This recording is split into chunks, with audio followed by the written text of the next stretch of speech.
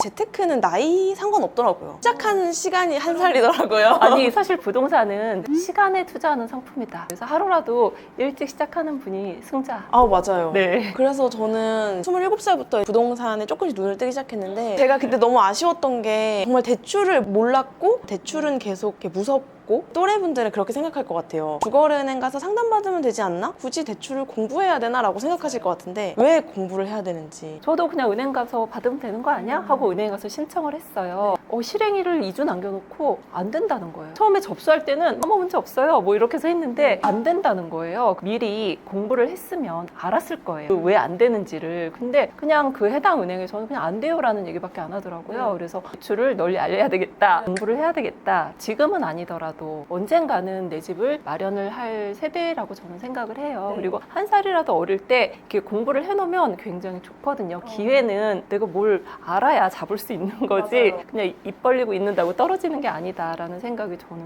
많이. 근데 이제 이 대출 하면 사실 저도 그랬고 저희 부모님도 그랬고 주변이 다 항상 생각하는 게 남의 돈을 빌린다, 그렇게 사는 거 아니다, 이렇게 가르치는 분들 있잖아요. 빚지면 큰일 난다, 망한다 뭐 이런 얘기 많이 들었잖아요. 그럼 빚은 누가 지었느냐라고 생각을 했더니 빚은 재벌들이 제일 많이 졌더라고요. 저희가 열심히 저축을 하면 그 돈을 가지고 재벌들은 대출을 받아서 기업을 일구다라는 생각이 좀 들었거든요. 그래서 재벌들을 따라해야 되지 않을까 우리도? 네. 사실 남의 돈을 쓴다는 게 굉장히 이제 무섭다. 혹시 못 갚으면 어떡하나 이런 생각을 하는데 작게 생각을 한다면 정수기 렌탈 하시죠? 렌탈할 때 사용료를 내잖아요. 근데 무서워요? 아니요. 안 무섭죠? 네. 은행에서 돈을 빌려서 이자를 잘 내고 나중에 은행에다가 정수기 돌려두듯이 반납하면 되지 않을까. 진짜 맞네요. 계속 무섭다라는 생각을 할 수도 있는데 집을 살 때도 제일 중요한 게 용기인 것 같아요. 집은요, 용기가 있어야 살 수 있거든요. 그 대출도 처음에 받기가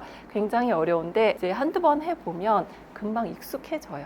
그러면 저희가 2030 같은 경우에는 지금 누가 대출 받냐 맞아요. 라고 금리도 높은데. 네, 할 것 맞아요. 같은데 네. 어떤 사람들이 대출을 공부하고 지금 대출을 이용하면 좋을까요? 작년에 주택담보대출 금리가 2%대였어요. 그런데 지금 4%대예요. 4%요?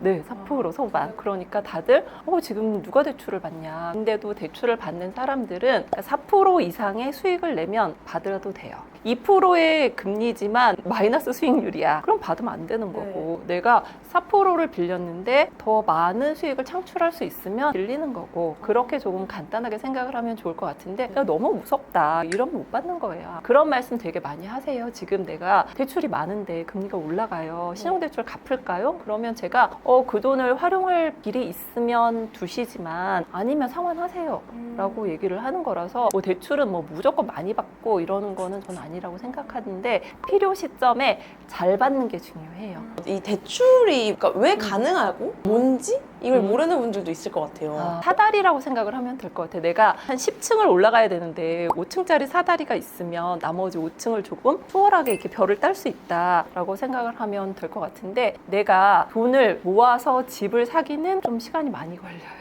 부동산은 천천히 우상향을 하는 종목이라고 생각을 하거든요. 그렇기 때문에 지금은 아니어도 이렇게 관심을 갖고 있다 보면 언젠가는 내가 집을 사야 되는 시기가 올 거예요. 그때 6억을 현찰로 모아서 사야지라고 하면 그 타이밍을 못 잡을 수 있어요. 그럴 때 나를 도와주는 약간의 친구라고 생각을 하면 좋을 것 같아. 편안하게 친구라고 생각을 하면 좀 두려움이 사라지지 않을까. 부동산에 대해서 잘 모르시는 분들은 왜 이 집을 담보로 어떻게 돈을 빌려주는 거지? 이 원리가 정말 저는 예전에 아예 이해가 안 갔었거든요. 담보가 있잖아요. 담보. 전담보처럼 시계를 잡고 돈을 빌려주고 혹시라도 이자를 안 내거나 하면 시계를 그냥 처분하잖아요. 집을 담보로 대출을 해주고요. 혹시라도 이자를 밀리거나 돈을 안 내면 그 부동산을 경매로 팔아요.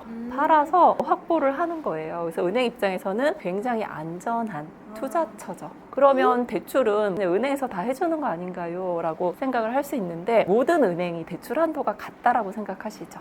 거의 비슷하다. 그쵸. 네. 거의 비슷하죠. 근데 조금씩 다 달라요. 집을 살려고 했더니 그 집에 월세 세입자가 있어요. 그러면 어떤 은행은 월세 보증금만 빼고 대출을 많이 해줄게 라고 하는 은행도 있지만 아니야 우리는 그 방이 3개니까 방 3개 다 빼야 돼서 좀 많이 못 나가 뭐 이렇게 계산은 하는 은행도 있고 금리도 은행마다 달라요. 지금 4.5%야. 근데 어떤 은행 갔더니 4.1%야. 이렇게 얘기하는 은행도 있기 때문에 그런 거를 처음부터 모르고 대부분 어디로 가시대요? 주거래 은행. 그렇죠. 네. 주거래 은행은 얼마든지 옮기면 돼요. 나한테 가장 좋은 은행으로 그냥 바꿔서 거기서 대출을 받으면 되기 때문에 주거래 은행에 목맬 필요가 없다는 게 내가 대출을 받는 시점에 마침 주거래 은행이 전국에서 제일 싸. 최고죠. 네. 그런데 제일 비싸. 그런데도 주거래 은행이라고 막 씩씩하게 가서 대출을 받으면 안 된다는 거죠. 그러면 저희 지금 2030 이 사회초년생들 그리고 제 또래 분들이 대출 너무너무 무섭게 느껴지는데 그래 나도 5층까지는 내 힘으로 가지만 나머지 5층은 한번 사다리를 빌려보자 하는 마음을 딱 가진 분들이 지금 당장 할 수 있는 게 뭐가 있을까요? 일단 공부를 해야 되겠죠. 일단 본인의 소득을 파악을 해야 돼. 나의 스펙을 먼저 파악을 해야 돼. 스펙. 우리가 통과해야 되는 소득 기준이라는 게 있거든요. 그래서 내 소득이 대출이 나오는 소득인지 아닌지를 파악을 해야 되는데 소득은요 종류가 많아요. 내가 회사에서 받는 소득도 소득이지만 보금자리론 같은 경우는 건강보험료 낸 금액 그거의 평균을 잡아서 소득으로 이렇게 바꿔주는 경우가 있어요. 그리고 두 번째 신용점수. 아주 쉽게 제가 예를 든다면 5만 원을 친구가 꺼달라고 했어요. 근데 그 친구가 일주일 있다 갚을게 그러고서는 갚았어요. 그럼 그 다음에 10만 원만 빌려줘. 그럼 빌려줄 수 있죠. 근데 만약에 그 친구가 5만 원만 빌려줘 그랬는데 안 갚아. 그럼 그 다음에 10만 원 빌려달라 그러면 안 빌려주죠.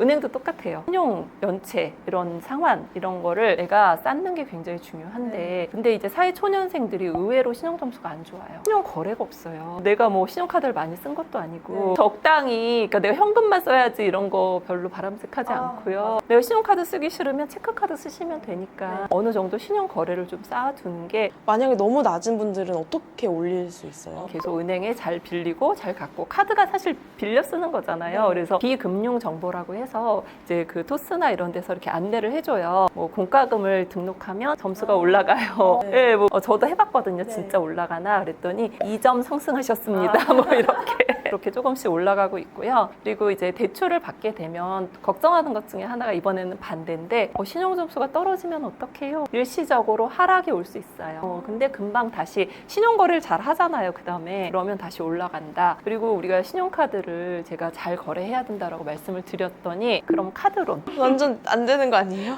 안 되는 거예요. 저거 쓰지 말라고 제가 말씀드리는 거예요. 우리 현금 서비스 이런 거 많이 받거든요. 근데 현금 서비스 같은 경우 이제 한 카드만 받는 분도 계시겠지만 여러 카드를 막 나눠서 현금 서비스 받는 분들이 있어요. 나중 채무자라고 해요. 카드 하나가 한 은행이라고 인지가 되니까 여러 군데서 채무를 막 지고 있는 그런 다중 채무자가 굉장히 좋지가 않아요. 차라리 신용대출을 한 군데서 많이 받는 게 낫지 이렇게 조금 받는 것도 별로 바람직하지 않으니까 관리를 좀 해두는 게 좋죠. 그러니까 신용 점수에 대한 그 인식이 없으면 그렇게 할 수도 있겠다는 생각이.